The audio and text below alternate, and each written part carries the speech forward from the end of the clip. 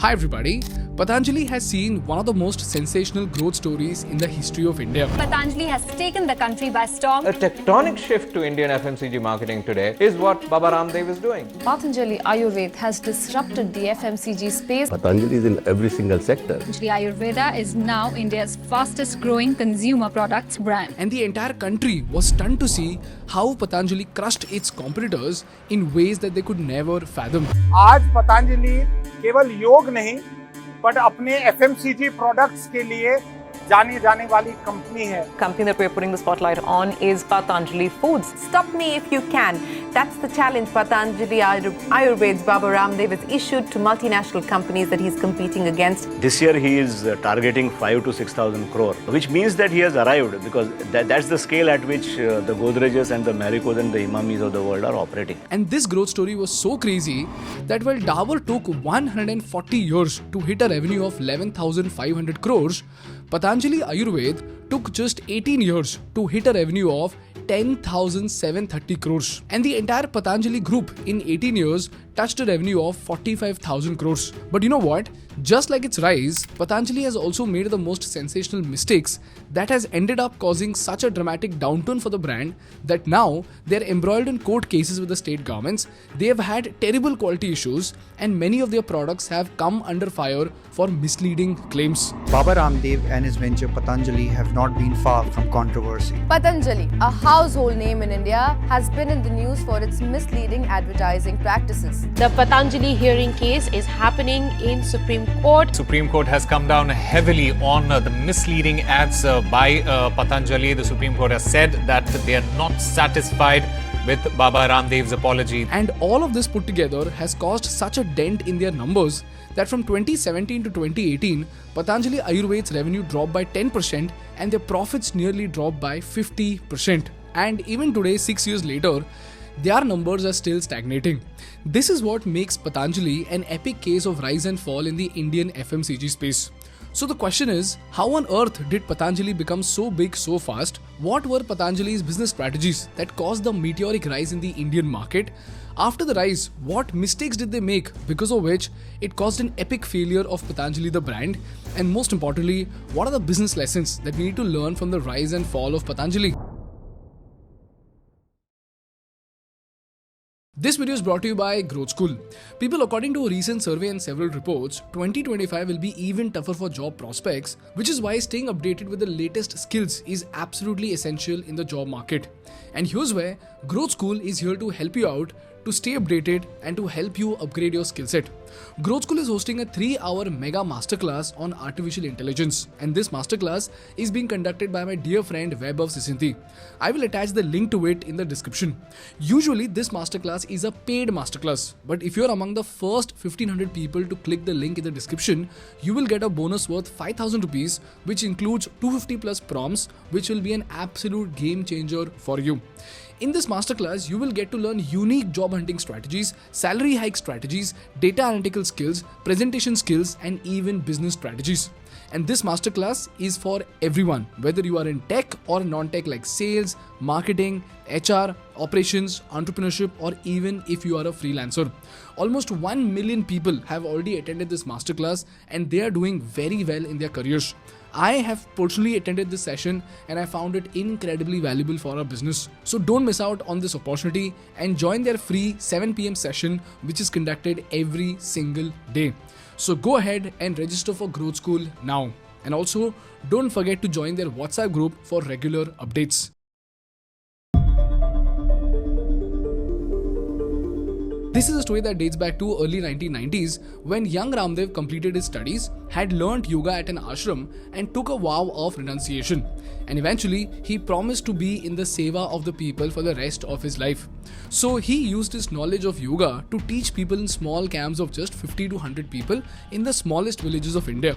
Then on 5th of January 1995, With two friends, Balakrishna and Acharya Karamveer, he founded something called Divya Yoga Mandir Trust. This trust was set up in the same ashram that he learnt yoga in Haridwar.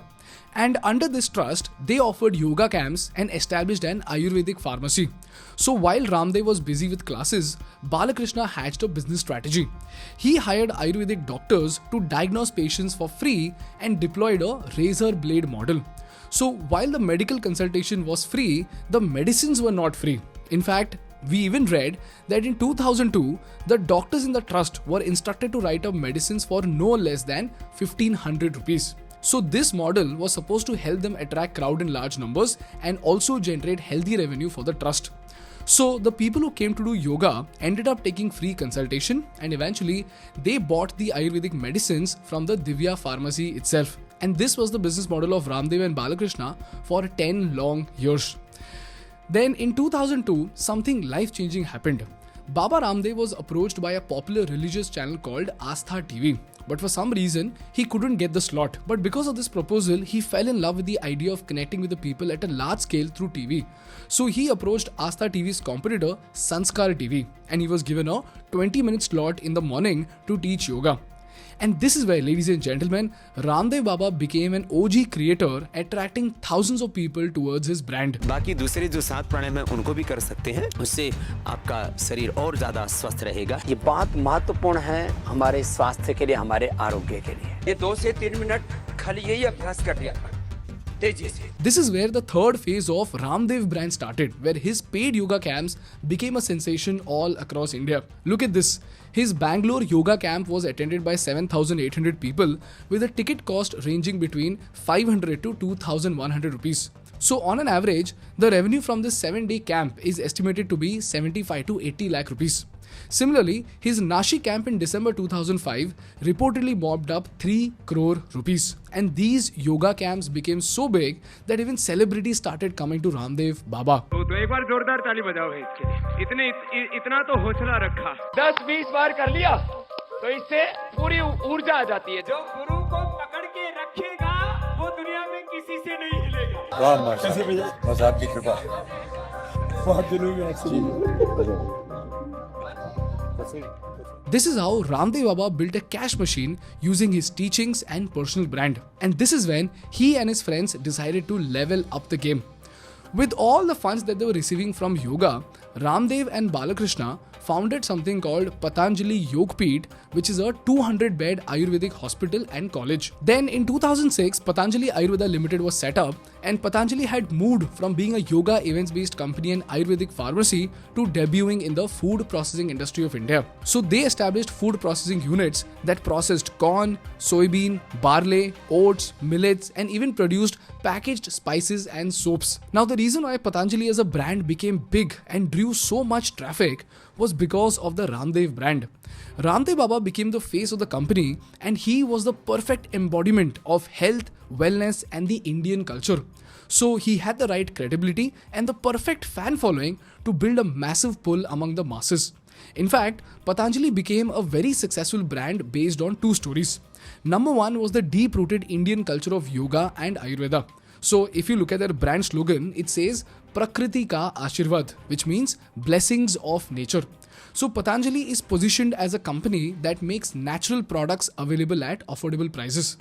Secondly, Patanjali banks on the super strong narrative of Make in India. And we all know how India fell in love with the Make in India campaign. So with the perfect and trusted brand face who had added immense value to the people with yoga, and with the right positioning in the market at the right time of the Make in India sentiment, Patanjali stormed the gates of the Indian FMCG market. And within a decade, India was in love with Patanjali. The Guru is now scripting a corporate success story, and he plans to take down MNCs and international brands. In less than 3 years, Patanjali Ayurved has gone from a zero turnover company to a company which soon will be $1 billion company. He has been able to put together the whole space of herbal, natural, Ayurvedic, something which is not Western and yet is as effective as any of the Western MNC's products in India. Now the question over here is, marketing alone cannot build a 45,000 crore FMCG brand, right? In fact, the most important aspect of an FMCG brand in India is not marketing but pricing and distribution. So the question is, how on earth did Patanjali compete with the legends like Dabur in terms of scale, distribution and pricing? Well, this is where, ladies and gentlemen, the then chairman of Patanjali, S.K. Patra, studied the distribution model of all other FMCG companies and came up with a unique distribution model for Patanjali. And this model was so powerful that it literally started wiping out competitors from the market. So the question is, how does this model work and why was it so powerful? Let's understand this model using a chart. This model has Patanjali the brand at the top, which has super distributors who buy products from Patanjali directly. And each super distributor will have 5 to 6 distributors who then distribute it to the retailers. Now, if you look at how conventional distributors work in the industry, they buy goods from the company on credit, and until the goods are sold, the products are the responsibility of the company. So if the distributor is not able to sell the products to the retailer, he can return the products to the company and not pay for the products at all. But when it comes to super distributors, they buy the goods outright from the company, and after the products are sold to them, the goods are no longer Patanjali's responsibility. This was the first model that Patanjali built. And on top of this model, Patanjali also built a model to have free clinics and Seva Kendras with a vision to set up 1 lakh Swadeshi Kendras. And these Kendras were set up in the existing retail stores themselves. And the store also leased out a part of their space for Patanjali products. And in return, these retailers were given permission to use Ramdev's image for their store branding. So the question is, when Patanjali was directly reaching out to the retailers, wasn't that upsetting for the super distributors? Well, the answer is yes, they were upset. But you know what? Patanjali Ayurved clearly offered a 1% commission on all the sales made by the freelance retailers to the super distributors. And thirdly, Patanjali also deployed another clever strategy. Ramdev Baba formed a group called Bharat Swabhiman Andolan with a vision to fight critical issues in the country like corruption against government. And Ramdev Baba convinced all the members to come forward and help Patanjali establish this massive network of freelance distributors. So this wasn't a capitalistic group, it was a nationalist group. So if a group is formed on the basis of business, the incentive is always money. But in this case, because of the insane following of Ramdev Baba and the nationalist sentiment, these people joined and helped Patanjali not for money but to serve the country. So now distributing and selling Patanjali product was not an act of sales or business, it was an act of service to the nation. This is how Patanjali built a super strong ecosystem with 3 touch points for the customers. Number 1 was Patanjali Chikitsalaya, number 2 was Patanjali Arogya, and lastly they had Swadeshi Kendras. Patanjali Chikitsalaya are basically the clinics that we talked about where you can go and get your consultation for free. And then there itself, you could buy the Ayurvedic medicines prescribed by the doctors in the clinic. Patanjali Arogya Kendra are wellness centers where people were taught the benefit of yoga and Ayurveda through application-based knowledge. And lastly, the Swadeshi Kendra is a store of Patanjali where you can find almost all the products that you use in your daily life, from juices to biscuits. So do you see how this model worked? Baba Ramdev, using the power of mass media, reached out to every household daily and provided them with immense value. Eventually, he built a massive following. And after the launch of Patanjali, he started showing products on screen. And if anyone is asked about their health problems, they are asked to visit Patanjali Chikitsalaya, which helps them get consumers to their ecosystem. And then these people go and buy products from Patanjali stores as well as from the normal retail stores with Patanjali products. This is how Ramdev Baba built a dependable flywheel for the company. And this is how Patanjali cracked distribution. But then the question over here is, distribution is fine, but how did they crack price? Because if you compare the prices of Patanjali with Dabur products, it is absolutely insane. When 500 grams of Chyawanprash was being sold by Dabur for 160 rupees, Patanjali was selling it at 115 rupees. When a neem and turmeric soap was being sold by Dabur at 24 rupees, Patanjali was selling it at 15 rupees. And they achieved this price difference with honey, juice, shampoo, detergent powder and practically all their products. So the question is, how did they compete with legends like Dabur in this price-sensitive market of India? Well, the answer to this question could include everything from cheaper raw materials to lower quality of raw materials to the manufacturing capacity to even relationship with the distributors. But from what we read, we could find 4 reasons from the limited data that was available. The first reason was cheap labor. According to this book, Godman to Tycoon, an average Patanjali worker on the factory floor earns 6,000 rupees per month for a 12-hour shift 6 days a week. That is 250 rupees per day, and it is way below than the average labor wages in India, which stands at 347 rupees per day. And here's where we were wondering, why were these workers working at such low salary? Well, according to the same book, Patanjali workers are driven by the purpose of service and not money. Secondly, Patanjali for the longest time operated with ultra low marketing budget. So after the immense success of his yoga sessions on TV channels, Ramdev Baba realized that the power of media is absolutely insane. And this is when Acharya Balakrishna bought a majority stake in 2 television networks, which are Astha and Sanskar. These channels were the medium for marketing for Patanjali. And if you understand the target audience of Astha and Sanskar, you would understand that these people have a deep connect with the Indian culture. They resonate with everything that has to do with Indian culture. And if you look at Patanjali, Patanjali falls under the canopy of Ayurveda, and Ayurveda falls under the canopy of Indian culture. So if you see, it was a perfect product audience fit. On top of that, while other FMCG companies needed celebrities, just like Physics Wala has Alank Pandey, here Ramdev himself became the brand ambassador for Patanjali. So while Dabur spent 12.03% of their revenue into marketing, several other FMCG companies even spent up to 12 to 18% of their revenue into marketing. But if you look at Patanjali, Patanjali hardly spent 2 to 3% of their revenue on advertising. Thirdly, Patanjali also keeps its margins very low, and for some of its products it's as low as 2 to 3%, while its competitors are posting a margin of 23 to 25%. Now, why do they do that?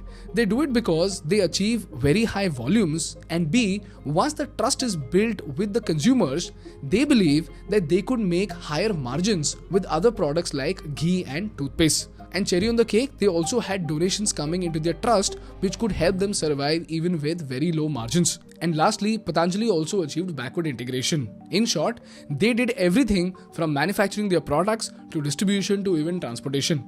And in their oil business, they have built such a strong supply chain that they themselves teach farmers on how to increase their yield, and then they buy directly from the farmers to cut down all the middlemen.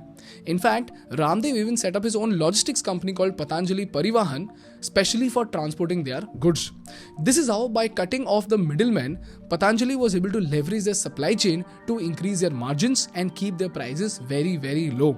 And these methods were so powerful that Patanjali grew at a 67% CAGR for 10 long years. And by FY17, they became the second largest FMCG player in the Indian market, just after Hindustan Unilever. And as of 2017, while the revenue of Patanjali was 9,019 crores, their profits stood at 1,190 crores. This is how Patanjali became a legend in the Indian FMCG space. But you know what, guys? This is where something terrible started happening. Look at this chart. The revenue of Patanjali suddenly started flatlining and the net profit started reducing.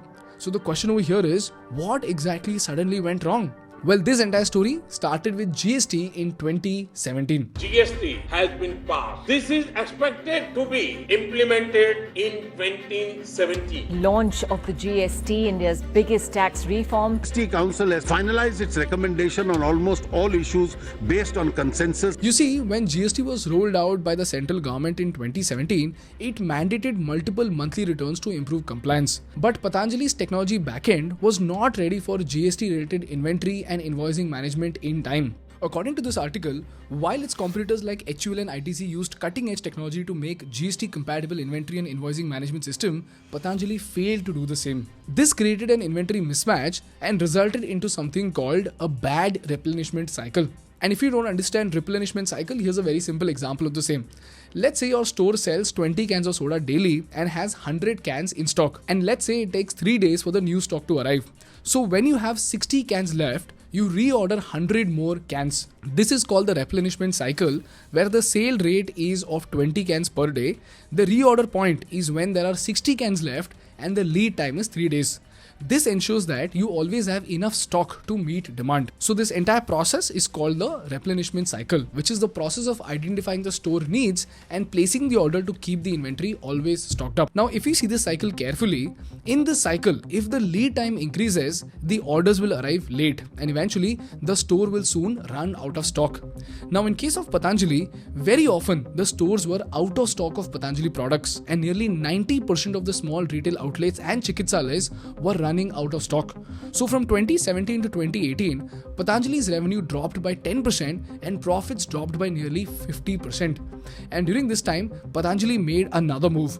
In 2019, they acquired a bankrupt cooking oil and FMCG company called Ruchi Soya for 4,350 crores, and they rebranded Ruchi Soya to Patanjali Foods. And eventually, they started selling a wide range of products from oil to biscuits to atta to even juices. And as of FY23, they had 242 products and over 500 SKUs. And this wasn't the only expansion. Patanjali had even diversified its products and tried to get into areas that were way out of their core domain.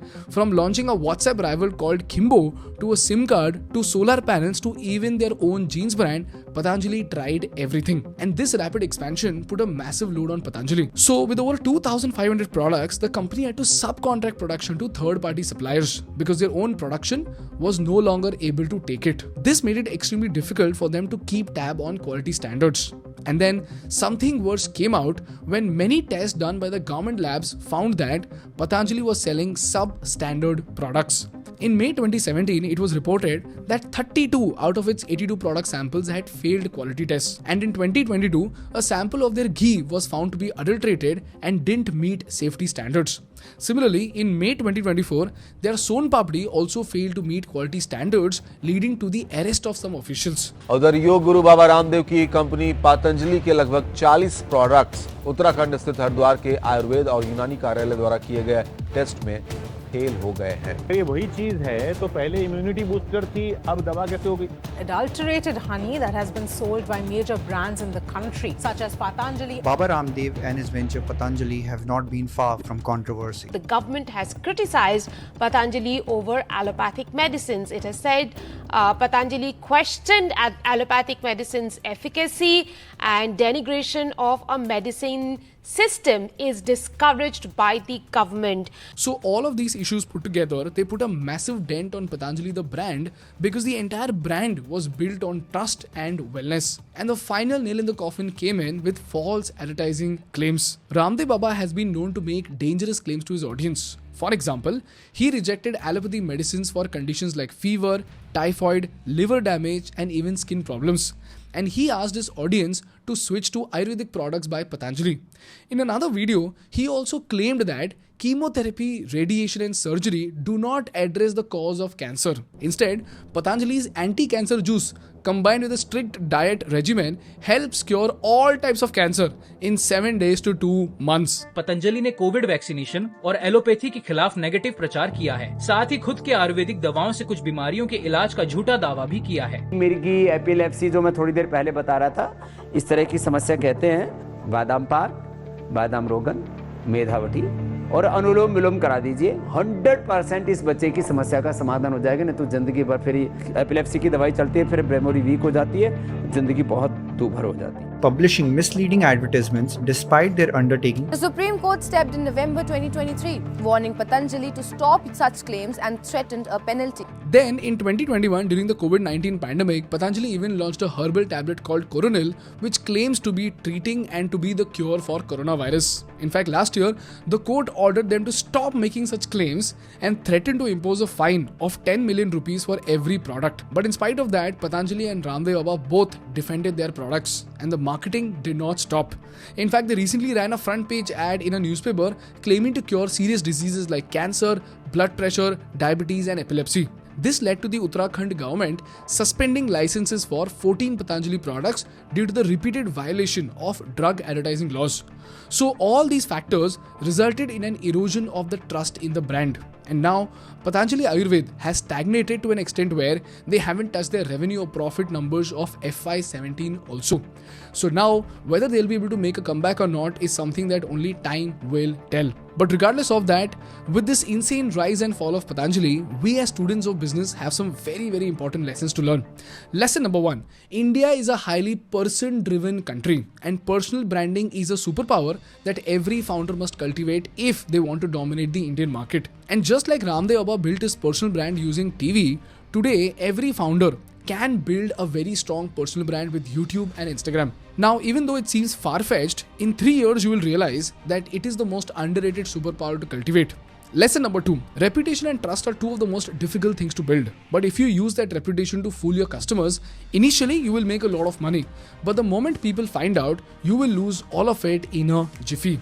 So do not ever optimize for short-term gains and do not ever misuse your reputation. And lastly, always remember, scaling the company is not the art of growing revenue, but the art of building robust systems that do not fail and help you grow your business without compromising on your quality. In this case, we saw how Patanjali focused so much more on revenue than their systems that eventually their systems began crumbling. So focus on building robust systems and the revenue will come as a result of robust systems. These are the lessons that we need to learn from the rise and fall of Patanjali. And I just hope you learned something valuable from this case study. That's all from my side for today, guys. If you learned something valuable, please make sure to hit the like button in order to make YouTube Baba happy. And for more such insightful business and political case studies, please subscribe to our channel. Thank you so much for watching. I will see you in the next one. Bye-bye.